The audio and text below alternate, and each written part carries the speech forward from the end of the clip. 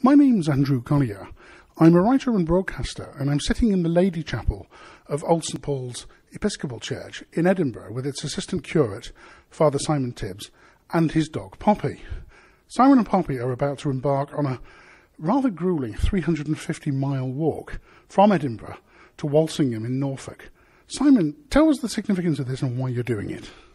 Well, pilgrimage is a traditional way of giving thanks for some big life event, and I was ordained to the priesthood last year. I've been on pilgrimages before and enjoyed them, and Walsingham's a place I love.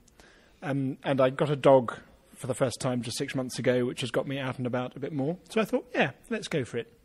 And what route are you taking on your way down to Walsingham? Down through East Lothian and the Scottish borders, North Yorkshire moors, probably crossing the Humber Bridge, and then just down through Lincolnshire and Norfolk, taking in a few sites of interest along the way: Holy Island, Revo Abbey, Beverley Minster. You said you were going on pilgrimage to Walsingham. Why a pilgrimage and why Walsingham? Well, pilgrimage is a traditional way of giving thanks, or sometimes people go on them for penitence. And I suppose the journey of a pilgrimage maps the journey of life towards our heavenly home. It's a nice way of involving other people, taking prayer requests and, in this case, documenting it on the internet, which is going to be fun. Walsingham is a place that's quite special to me and lots of others. A lady saw a vision of the Virgin Mary there in the 11th century and built a copy of the Holy House of Nazareth where Jesus grew up. And so it's a traditional place to pray for our daily lives and our concerns. And it's just got a lovely special atmosphere. I understand they call it England's Nazareth, actually. That's right. The original Holy House, the original model of the Holy House was destroyed at the Reformation, and it was rebuilt by an Anglo-Catholic priest in the 1920s, Father Alfred Hope Patton. And it's the model of the house is actually within the main shrine, with an altar and people light candles there and so on.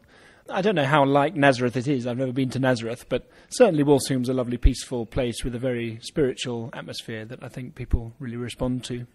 And how much have you prepared for the walk? Not just yourself, but Poppy, because, of course, she has, to put it mildly, shorter legs than a human does, so it's probably going to be a longer walk for her, in relative terms at least. She does. Well, we've been out practising quite a bit, and there's no problem in terms of her stamina so far. She's loving it. I had to have her spayed a couple of weeks ago because she was due to be on heat in June, and that would have been quite difficult, I think, having lots of male dogs following us right the way down the country. Apart from that, just exercise, and I'm feeding her a little bit more. We've gone up from 2 meals to 3. And then I'm rubbing surgical spirit in her paws, which should make them a bit tougher. You're not just doing this for fun, of course. You're doing it, or even just for the spiritual fulfilment or physical challenge. You're doing it to raise some money. Now, tell us about that. That's right. Well, I'm raising it for 2 causes. Old St Paul's, where we are now, is a wonderful church with an amazing atmosphere, very much valued by the people of Edinburgh as a place to come and pray and reflect and just get some time out. The building's quite in need of attention, particularly the roof, and so we're having an appeal for that, and I'm encouraging people to support our appeal. The second cause is Christian Aid, which is a charity that works mostly in the developing world with very poor people, and also involved in advocacy for the very poor in areas like trade justice. I'm going to take a daily or more than daily video diary where I can just show people where I've been and talk about how things are going. So I'm hoping people will feel some sense of involvement, that just by looking at things on the internet, they can actually feel that they are going on pilgrimage. But at the same time, I'm very keen that people who want to come and meet me along the way or send me messages or prayers to say on their behalf when I get to Walsingham. Yes, you said you weren't a particularly solitary person. Do you think you'll find that hard? Well, actually, the way it's looking, lots of people are very interested, and I think it'll be much less solitary than I expect. But yes, I think I will find it quite hard.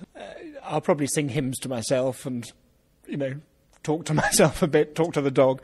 But I think there probably will be days when I find it a bit of a grind. Being a priest is mostly a very sociable way of life, and I love that. And where are you going to stay overnight? Well, I'm taking a tent so that I've got a bit of flexibility. Some friends have kindly offered accommodation, and I'll contact a few local churches down the way.